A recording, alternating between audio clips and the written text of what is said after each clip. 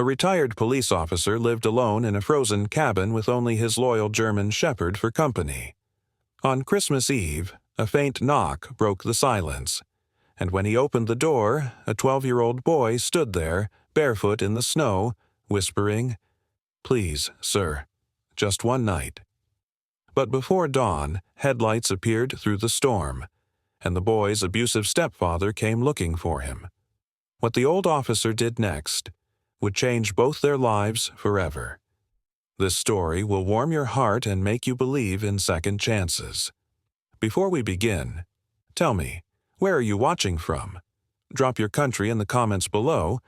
Let's see how far this story travels. He's Tew. The wind screamed through the pine ridges of Wolf Creek, Colorado, carrying shards of snow that glittered like broken glass beneath the moonlight.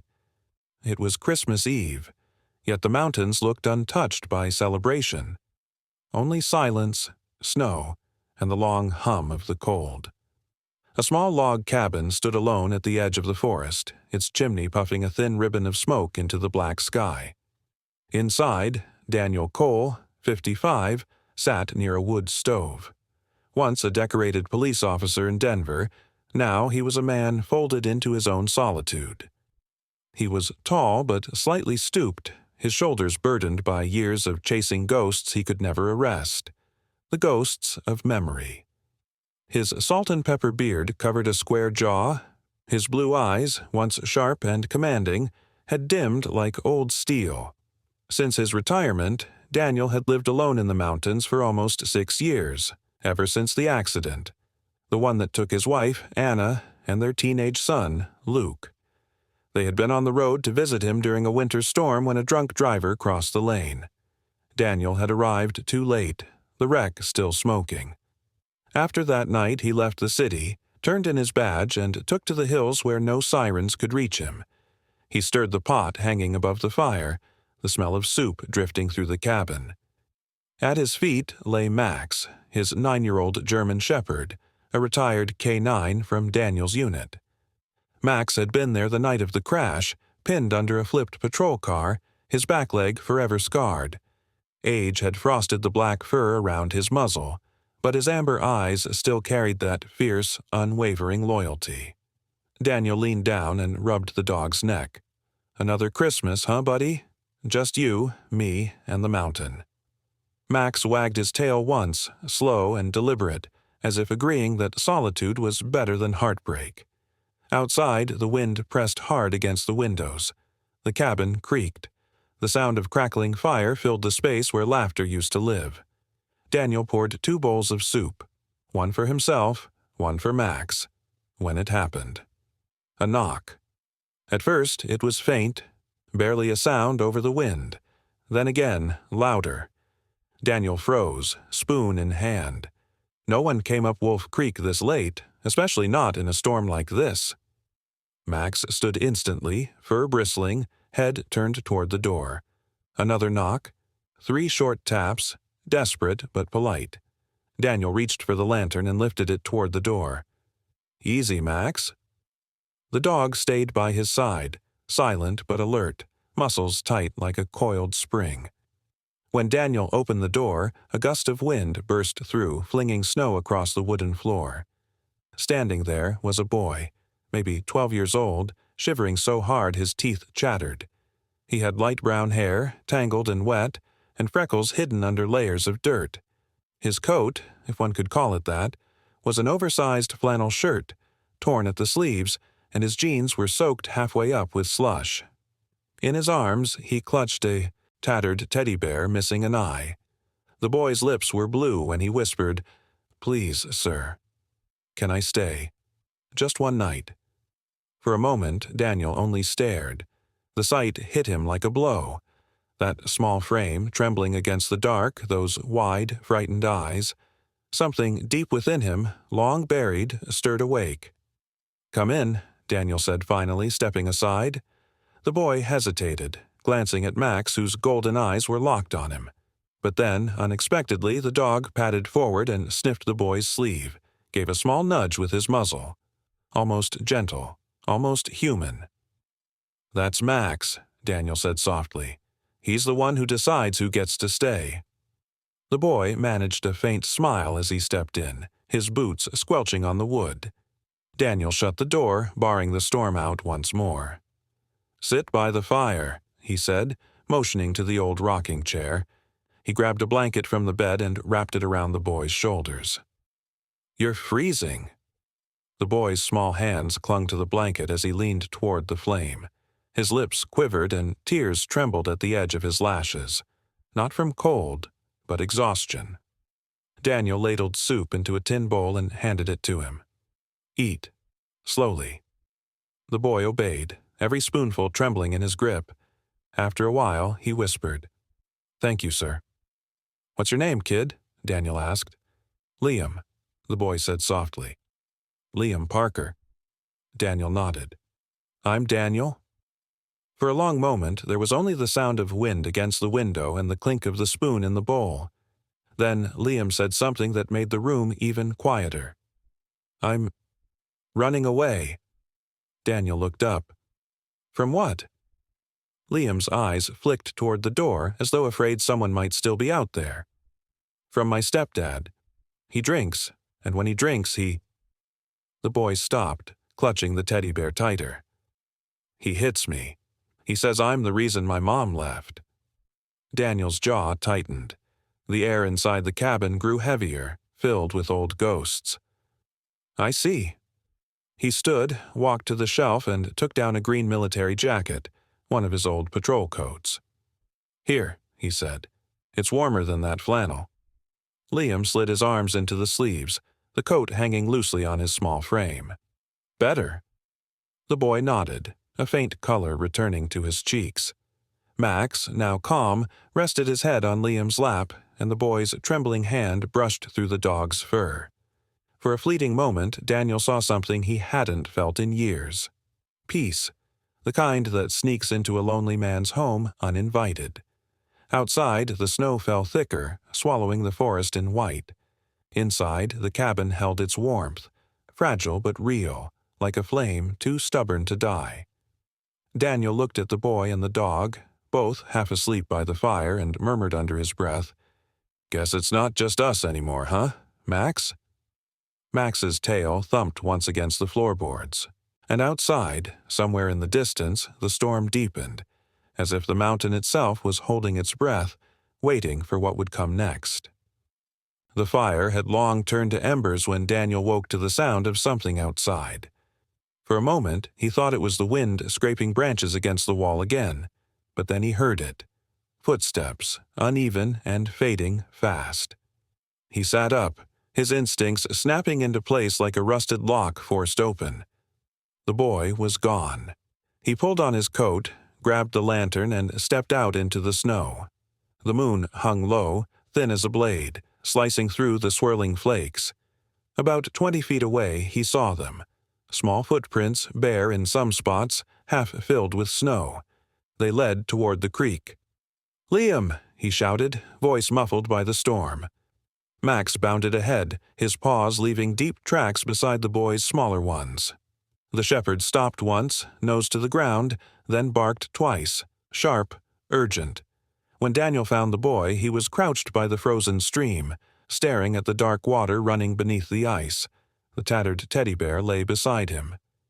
"Didn't mean to run," the boy said, his voice trembling. I thought I heard my mom's voice." Daniel knelt beside him, the snow crunching beneath his knees. "That wasn't her, kid, just the mountain talking." The boy looked up, eyes wet and lost. "The mountain talks?" "Sometimes," Daniel said quietly, "when it's trying to warn you." He picked up the teddy bear and brushed the snow off. The boy clutched it back like it was life itself. Inside the cabin again, Daniel stoked the fire until it roared. He made cocoa from the last packet he had, pouring it into a chipped mug. The boy drank it silently, eyes fixed on the flames. For a while, there was only the crackle of wood and the whisper of the storm outside. Then Liam spoke. "My mom used to make hot chocolate, too. Before she married him. He said I wasn't worth feeding." Daniel looked into the fire. "He won't find you here tonight." But he wasn't so sure. He could feel it, the uneasy shift of air that came when danger was close. Years on the force had taught him that kind of silence was never empty. Max lifted his head from the rug, ears twitching toward the window. A low growl rumbled from his chest. Daniel stood, walked to the curtain, and peered out. Nothing but white. Still, he couldn't shake it. He turned the latch on the door, then sat back down, forcing calm into his voice. "Get some sleep, Liam. We'll figure things out in the morning." The boy nodded and curled up under the blanket near the hearth. Max moved closer, lying at his feet, a silent guardian. Daniel didn't sleep. He sat in the rocker, the floor creaking beneath his weight.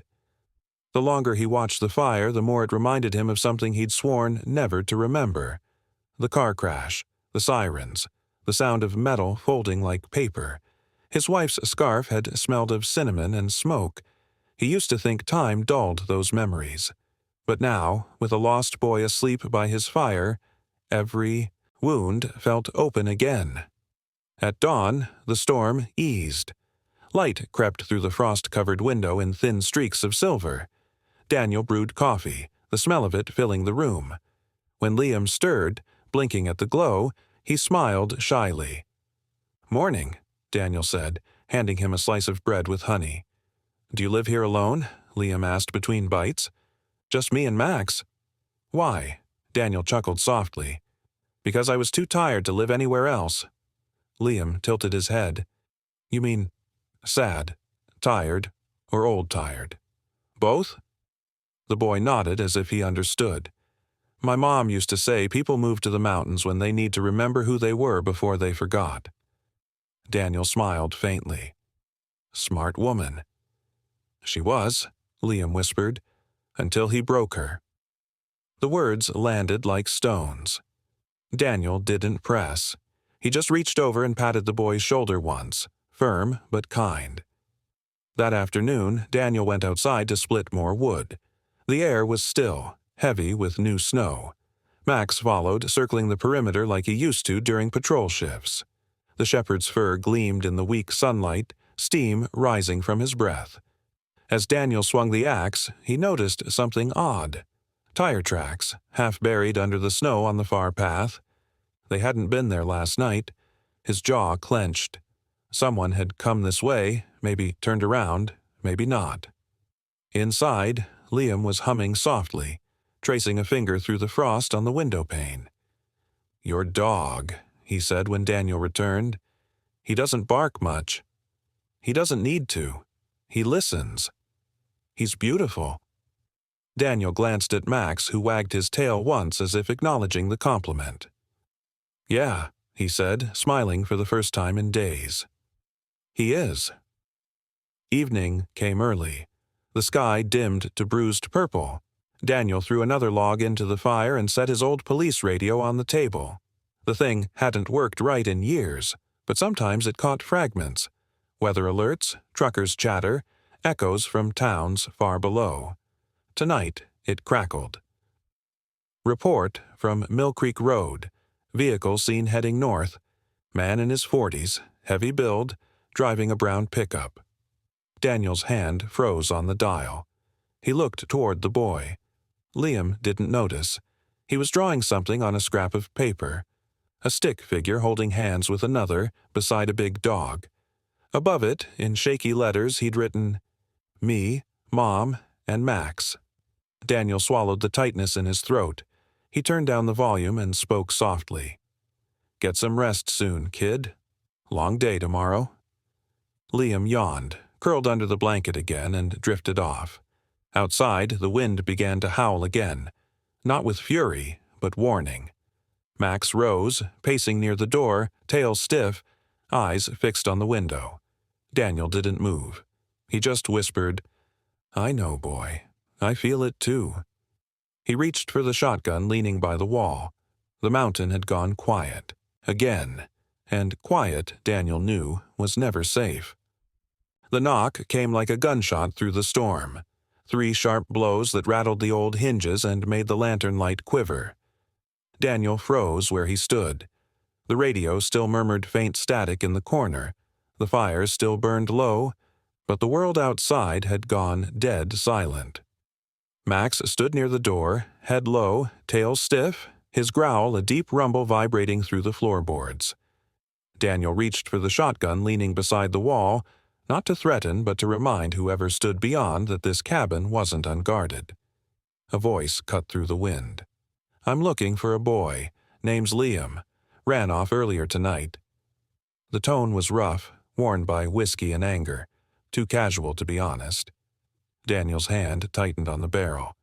"Ain't seen anyone," he called back, his voice even, trained from years of command.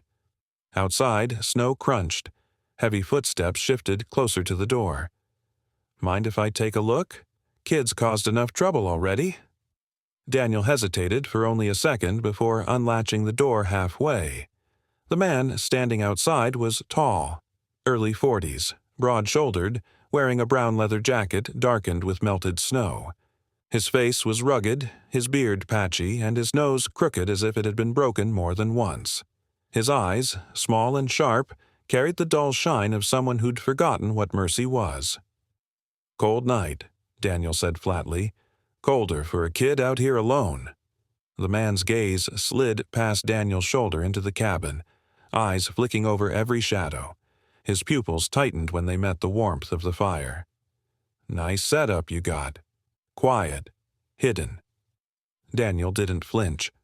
"Just me and the dog." The stranger's lip curled. "Mind if I warm up a minute?" "Mind very much," Daniel replied. He started to close the door, but the man caught it with one gloved hand, pushing it open another inch. His strength was obvious, the kind that came from labor or violence or both. Then his eyes shifted downward and stopped. Near the stove, half hidden in shadow, sat a small pair of shoes, wet with melted snow. Liam's shoes. The man's smile hardened. "Those look a little small for you, don't they?" Daniel's voice dropped. "You should leave. Not until I find him." The stranger shoved the door wide open, snow blowing in behind him. He stepped inside without waiting for permission, the heavy thud of his boots echoing through the cabin. Max moved instantly between him and the inner room, hackles raised, teeth bared. "Call him off," the man barked. Daniel raised his shotgun but didn't aim it. "Don't move another inch," the man sneered. "What are you going to do? Shoot me over some worthless runaway?" Before Daniel could answer, a faint noise betrayed them, a soft scrape of wood from the cupboard. The man's head jerked toward it. His grin widened. "There you are, you little rat!" He lunged forward, but before he could take a second step, Max leapt. The shepherd's snarl tore through the cabin like thunder. He hit the man square in the chest, driving him back into the doorframe. The two crashed against the wall, scattering snow and ash. The man screamed, shoving at the dog's fur, trying to shield his face. Daniel rushed forward, kicking the shotgun aside just as it slid near the hearth. "Max, down," Daniel ordered. The dog backed off, still growling, fur bristled. Blood trickled down the stranger's forearm where Max's teeth had grazed him. "You're crazy," the man spat, clutching his arm. "You'll regret this." Daniel stood over him, breathing hard. "You show up at my door in the middle of the night threatening a child, and you think I'll regret protecting him?" The man straightened, fury replacing caution. "He's mine by law. His mother's gone. He's got nowhere else." Daniel's voice went cold. "That boy's got bruises on his back and fear in his eyes. You lost any right to call yourself a father the moment you raised your hand." The man's face twisted. "You don't know anything about me." Daniel took one step closer, his height and calm authority filling the small cabin. "I know enough." Behind them, the cupboard door creaked open. Liam, small and pale, stepped out slowly, holding the tattered teddy bear to his chest. His eyes were wide but steady. "Please," he whispered, "don't let him take me." The stranger's tone shifted, suddenly oily. "Come on, kid. We'll go home. No more trouble." Liam shook his head violently. "Home is where you hit me." Daniel moved slightly in front of the boy. Max stood beside him, lips curled in a silent warning. The man took a half-step back toward the door, but rage flared again in his face. "You think you can hide him forever? You think the law's on your side?" "I don't think," Daniel said. "I know what right looks like." He lowered the shotgun barrel, not to fire but to make his intent unmistakable. "Leave while you still can." For a long moment they stood locked in silence, the blizzard howling outside, the fire snapping low. Then the man spat on the floor, shoved the door open, and stomped into the snow. Daniel waited until the sound of the truck engine started somewhere down the valley before lowering the weapon. He turned to see Liam trembling, tears streaking down his cheeks. "He'll come back," the boy said softly. "Maybe," Daniel admitted, "but he won't find you here tonight." He put a hand on the boy's shoulder. "Go sit with Max. You're safe now." Liam nodded, crouching beside the dog, burying his face in the thick fur. Max licked his cheek once, as if sealing a promise. Daniel sat heavily on the chair, his pulse still hammering. The shotgun leaned against his knee, snow melting into the floorboards where the man had stood. He glanced toward the window, dark shapes of pine swaying, under the weight of storm. He thought of all the nights he'd prayed for silence, and how this silence now felt like mercy. In the corner, Liam had fallen asleep beside Max, his small frame curled like a leaf around the dog's warmth. Daniel looked at them both, the firelight softening the lines of his face.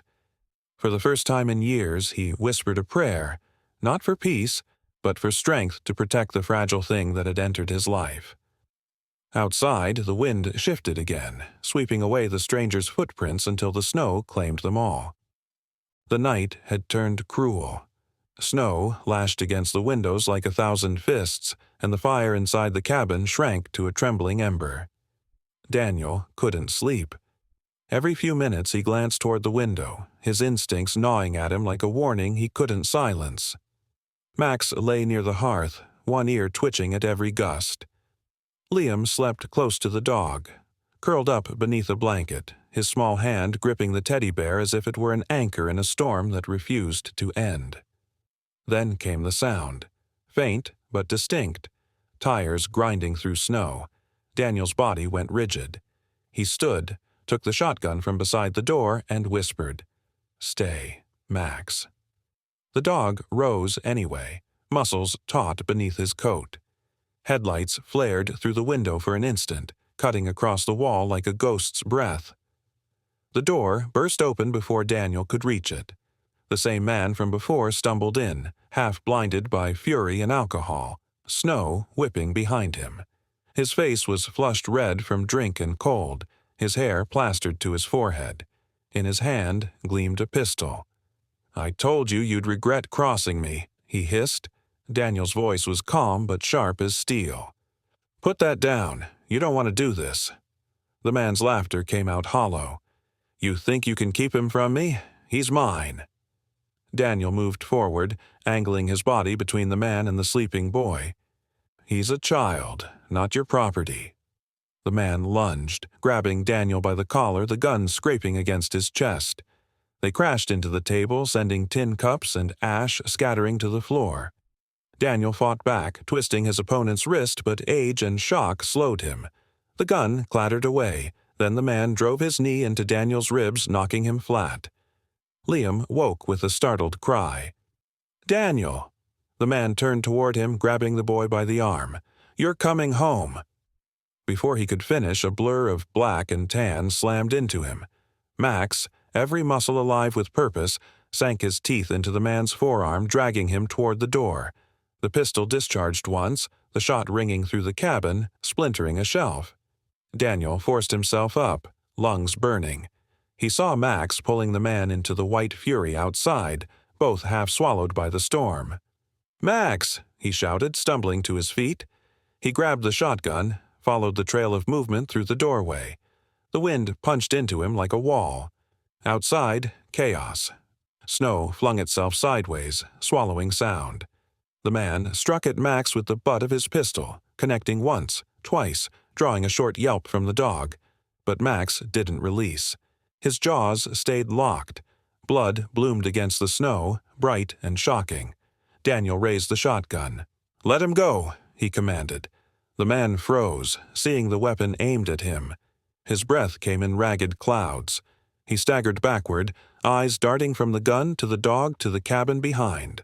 Then, without another word, he turned and fled into the white expanse. The blizzard devoured him whole. Daniel dropped the gun and knelt beside Max, who was panting hard, his leg bent awkwardly. "Easy, boy. Easy." He pressed his hands against the wound near the dog's shoulder, the fur slick with blood. "You're all right. You're still with me." Liam appeared at the doorway, trembling, blanket wrapped around his small frame. "Is he gone?" Daniel looked up, his breath clouding the air. "He's gone." The boy stepped forward hesitantly. "Max, he's hurt." "I know," Daniel said softly. "We'll fix him." He lifted the dog's leg gently, examining the bite and the bruising. Years ago, he'd patched up human wounds in worse places. Tonight, it felt more sacred. He tore a strip from his shirt and wrapped it tight, whispering as he worked, "You saved him, old friend. You always do." Back inside, Daniel laid Max near the fire. The boy knelt beside the dog, stroking his fur, tears glistening in his eyes. "He saved me," Liam murmured. "He could have died because of me." Daniel's voice broke into a tired but warm tone. "You're wrong. He lived for this, protecting someone. That's what he was born for." Liam stayed by Max's side, pressing his small hand against the dog's chest, feeling the steady heartbeat beneath the thick fur. "He's a hero." Daniel smiled faintly, sitting down beside them, the adrenaline slowly fading. "He's more than that. He's family." The storm howled on outside, but inside the cabin, the world seemed to hold still.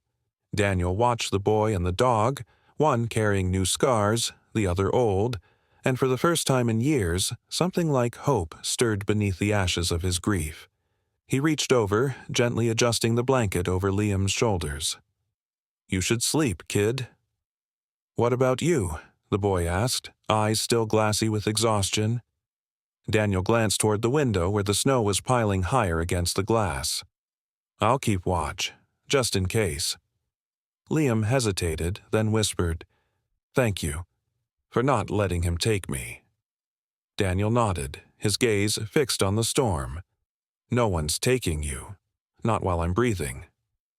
The boy's breathing slowed as he drifted off again, his hand still resting on Max's paw. The firelight danced across their faces, washing away the fear, if only for a moment. Daniel exhaled deeply, leaning back against the wall, the shotgun still within reach.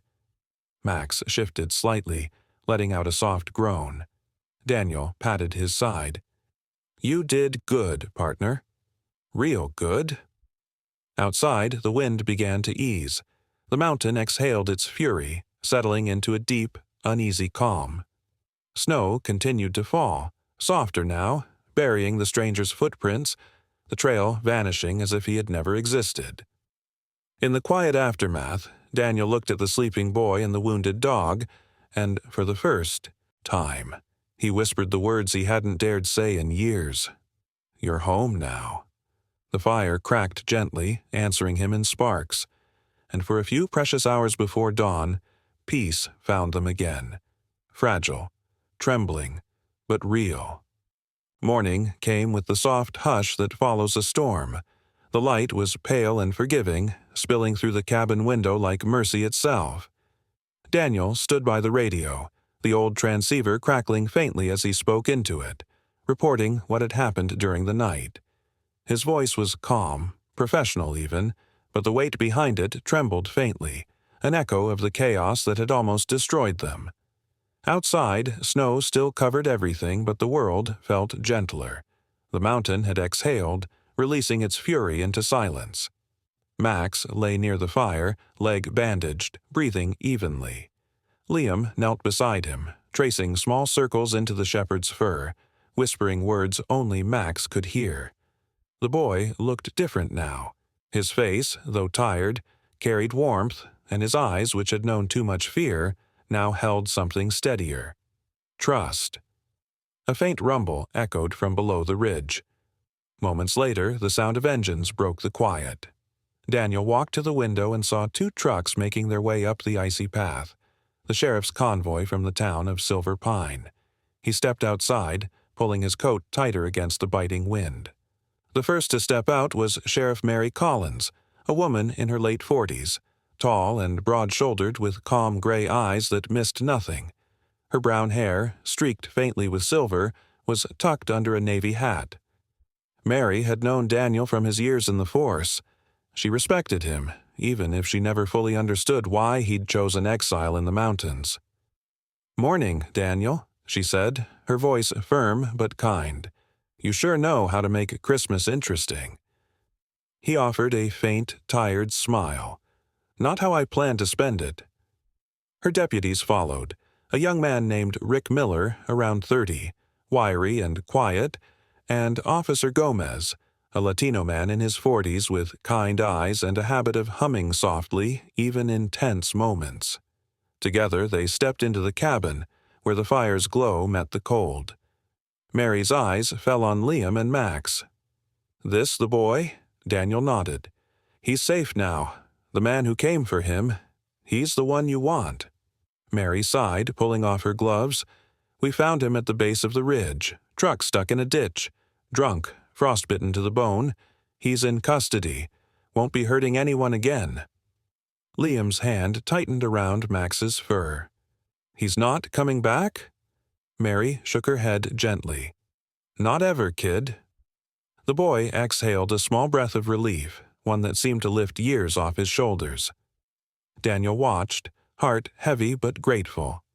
After the officers took statements and checked the scene, Mary lingered by the door. "You did good, Daniel. You could have just stayed quiet. Most people would have." Daniel looked toward Liam and Max. "I've stayed quiet for too many years." Mary nodded, understanding more than she said. "We'll make sure the boy's safe. Social services will handle him from here." When the time came for Liam to leave, he stood by the truck holding his teddy bear, the same one that had survived storms, fear, and blood. Daniel crouched down to his level. The boy's lip quivered as he tried to speak. "I'll come back," Liam said, voice breaking slightly. "I promise, I'll come back." Daniel placed a steady hand on his shoulder. "You just make sure you grow up right, understand? Be the kind of man this world needs." Liam threw his arms around Daniel's neck, hugging him fiercely.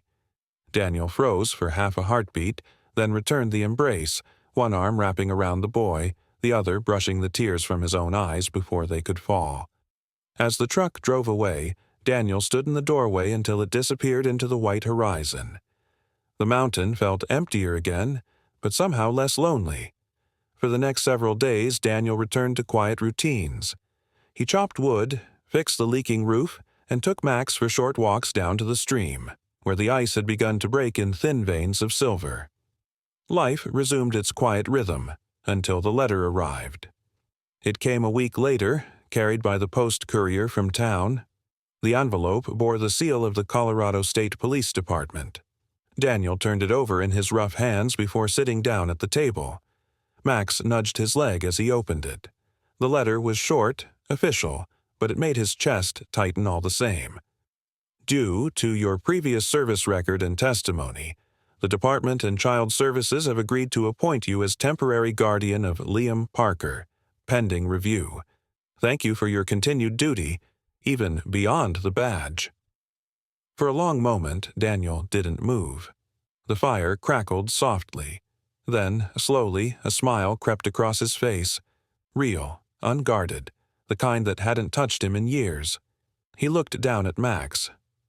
"Well, partner," he murmured, "looks like the family's coming home." A week later, the cabin door opened again. Not with fear this time, but laughter. Liam ran inside, cheeks red from the cold, arms full of snowballs, shouting, "Max, catch!" The shepherd barked once, bright and alive, bounding across the room. Daniel sat by the window, coffee in hand, watching as the boy and the dog tumbled across the wooden floor in bursts of joy. The walls that once echoed with silence now held life again.